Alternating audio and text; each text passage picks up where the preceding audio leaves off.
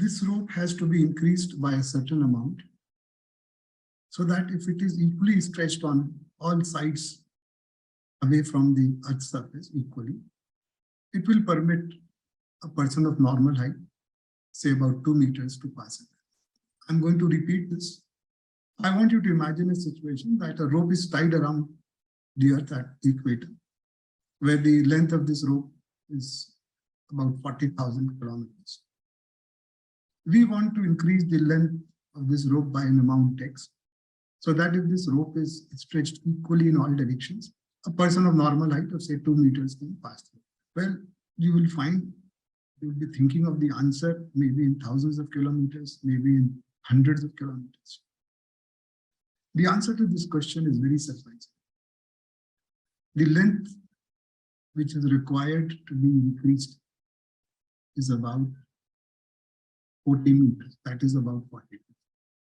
So that rope which is stretched around the Earth, and if you add only 14 meters, at every point on the Earth's surface, a human being can pass it. This is a very counterintuitive answer. This is a very thing which does not fall within our common sense. And I think this is where we start going beyond the boundaries of what we conventionally think. And this is one example of counterintuitive thinking that I thought I was going to use, because we're going to talk a lot about creative thinking beyond the boundaries and counterintuitive. Friends, it is said that about 25% of us are able to sketch well or copy a sketch well. By the time this session is over, I'm going to share with you a technique and a trick which will enable 75% of people to make a sketch or make a good copy of a sketch. I will share this with you before I leave this place. We are speaking to people from Uttar Pradesh. I'm sure you've all heard of something called One District, One Product. There is a district in UP called Pilipit. The product identified for Pilipit was the flute or the bassuri. We at Srijan Sanchar were looking, what can we do to this bassuri so that this can help in growth of Pilipit, create employment, generate economic growth. We came to the conclusion that maybe we can use bassuri as an equipment for regulating and exercising breath, which is pranayama. And from there on, friends, we have been able to transform the bassuri into an equipment for diagnosis of respiratory diseases by providing sensors on the bassuri and also adding AI and ML for it to enable diagnosis of the respiratory diseases. Second, we looked at the music from the flute. And can this music cure diseases and make a person healthy, relaxed, free of depression? We are now finding that the bassuri is now being transformed into what is called a pranupuri, and it is able to help people to live better, to have their mental problems solved. What you've now just seen is a transformation of a product, which is one of the techniques that are used in creative thinking and out-of-the-box thinking called the metaphor. I want to share a metaphor with you, a Hindi poetry from the film called Anand. So the song is Kahin dur jab din ढल जाए, सांझ की दुल्हन बदन चुराए, चुपके से आए, मेरे ख्यालों के आंगन में कोई सपनों के दीप जलाए. So this is a beautiful imagery, a beautiful metaphor of how ideas can light dreams and that have potential to make a difference. This metaphor is a wonderful methodology of transforming your thought processes from one plane to absolutely different plane. Talking about ideas which can make a difference, let's also talk about what is it that can make a difference. So we worked upon something which we call make a difference that makes a difference. And in this, we examined a popular notion called ABC analysis. So what this analysis says that there are three categories of actions, A, B, and C. A category of actions, which are 5% of your effort, have an influence on 85% of the outcome. There are B category items, which are 10% and have 10% influence on the outcome. Then there are C category items, which are 85% of your input and influence 5% of the outcome. So again, 5% influence 85% category items. Category B items, 10% influence 10%, and category C, where 85% influence 5%. What we did at Srijan Sanchar is to apply ABC to A category again. And we suddenly found that 0.5% of your input has absolutely disproportionate impact of 64% of the outcome. This is about 250 times. On the other hand, 64% of the inputs influence only 0.25% of the outcome. If you want to make a difference, if you want to focus your efforts, then you must follow this policy of AA, so that you are able to identify at 0.2% of effort, which is able to impact 64% of the output. So make a difference, that makes a difference. About 150 years back, Dmitry Mendeleev was able to predict existence of certain elements which were not existing at that point. Not only was he able to predict those elements, he was able to predict their properties as well. The reason he was able to do, when he described and built his periodic table, there were certain gaps. And he extrapolated the gaps, the properties of elements around those gaps, and he was able to arrive at the properties of those yet to be discovered elements.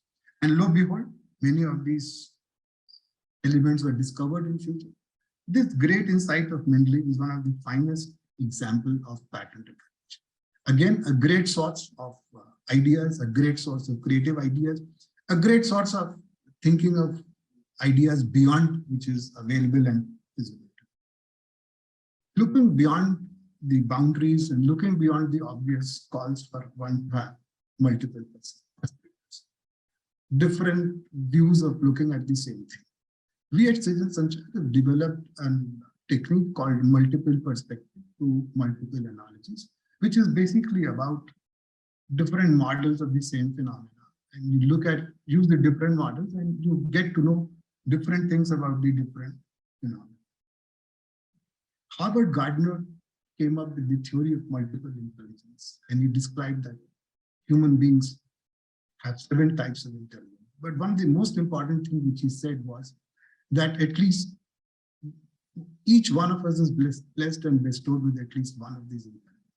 It is very important for us to understand what is that intelligence that we have and perhaps grow and become more useful in that skill. I also wanted to expand the boundaries of our own senses. So our dominant sense is visual. I want you to go with me through an experiment. You will find that many a times you will see surfaces which are clean, but if you touch them, you will find that there is certain amount of dust. So you find that your sense of touch is much more sensitive than your sense of sight. So many of us are more dependent on our sense of sight, but our sense of touch is also very important. I want to take you to one more small experiment. If you touch the area below your lower lip, you will feel that it is smooth. But if you bear with me and indulge, if you roll your lips, you roll your tongue over that area, you will find that you will feel a lot of very hard bristles.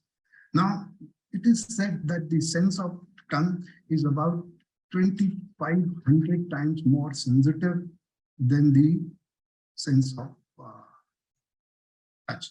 And touch is even more sensitive than the sense of visual. Friends, we all have heard of this thing called out-of-box thinking. You will find that while freedom makes creativity possible, constraints have an equally big role to play in creativity. And one of the best ways to do something creative and to constrain yourself is to translate a poem from one language to the other. I want to share with you a poetry, and here goes this poetry. Gehan sagan manmohak vanturu मुझको आज बुलाते हैं, किंतु किए जो वादे मैंने याद मुझे आ जाते हैं। अभी कहाँ आराम बदा या मौन निमंत्रण चलना है, अभी तो मुझको मिलो मुझको चलना है. Friends, this is a beautiful poetry by Harivansh Rai Bachchan. Maybe some of you would have seen reflection of Robert Frost's poetry. I have miles to go before I speak. The constraint in this exercise of transformation is that you have to preserve the ideas in the original poetry.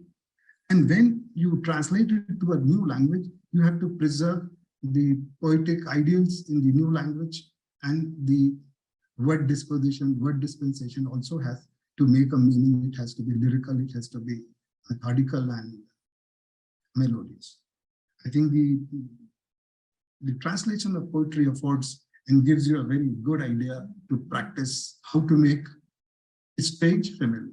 It's transforming your minds, going beyond the boundaries of ordinariness to bring something from outside. I want to share with you the story of Merchant of Venice, a play by William Shakespeare. You are all aware that he takes loan from Shylock. Shylock puts a condition that if you are not able to return the loan, a pound of flesh from your heart, I will be entitled to that. Antonio is not able to return the loan, and the case goes to court.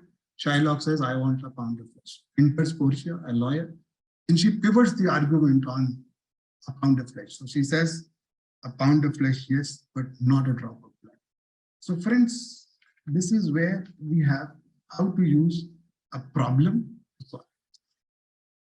What you are finding, this problems which are solved by problems themselves, solution lies in the problem, is part of a broader thought process which is called resolving paradoxes, and which gives you breakthrough solutions in many ways. I just want to share one more thing with you. You're all aware that whenever we are having food, there is a container which is normally plastic and it goes to dustbin and landfills. Can we think of a container and food which does not create havoc with the environment?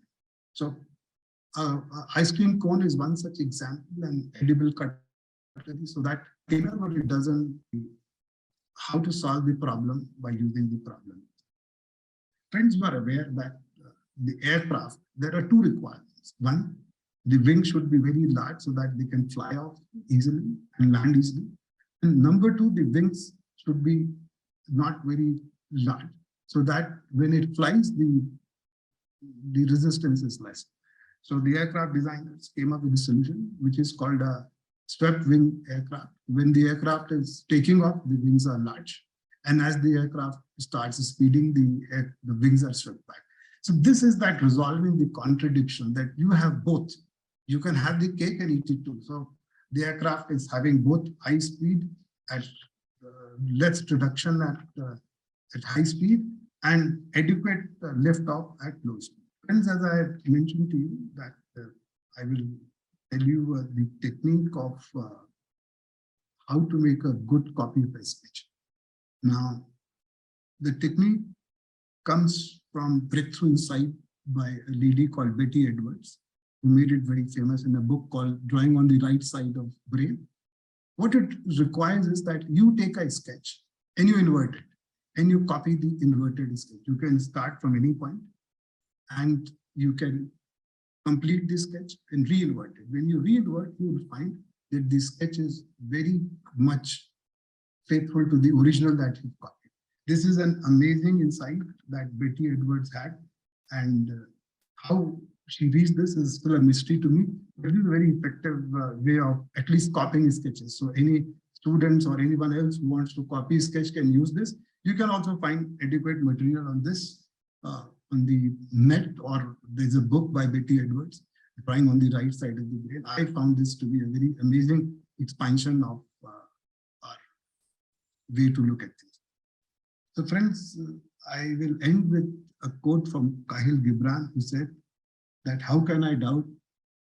How can I have doubt on justice of life when the dreams of those who sleep on feathers are no more beautiful than the sleep of those who sleep on air? Thank you very much. God bless you.